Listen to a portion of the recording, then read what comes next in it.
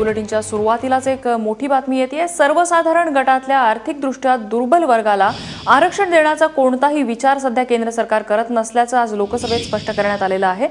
सर्वसाधारण गटातल्या आर्थिकदृष्ट्या मागासलेल्या घटकाला आरक्षण देण्याचा प्रस्ताव आमच्याकडे नाही असंही त्यांनी सांगितलंय। प्रशांत कदम आमचे प्रतिनिधी आपल्याला अधिक माहिती देत आहेत। प्रशांत, नम्रता, लोकसभेमध्ये आज सरकारने ही माहिती दिलेली आहे। समाज कल्याण राज्यमंत्री कृष्णपाल गुर्जर यांनी एका लेखी प्रश्नाला उत्तर देताना अशा पद्धतीचं उत्तर जे आहे ते दिलेलं आहे। साहजिक आहे की ज्या पद्धतीची पार्श्वभूमी या संपूर्ण प्रश्नाला आहे, महाराष्ट्रामध्ये मराठा आंदोलन मोठ्या प्रमाणात होते आणि त्या पार्श्वभूमीवरती अनेक नेत्यांनी अशा पद्धतीची वक्तव्य केलेली होती की आर्थिक निकषावरती ओपन कॅटेगरी मधल्या लोकांनाही आरक्षण द्यायला काही हरकत नाही आणि त्यासाठी आरक्षणाची मर्यादा 75% वाढवता येऊ शकते किंवा ती वाढवायला आमची हरकत नाही असं विविध जातीमधले नेते या पद्धतीचे वक्तव्य करत होते।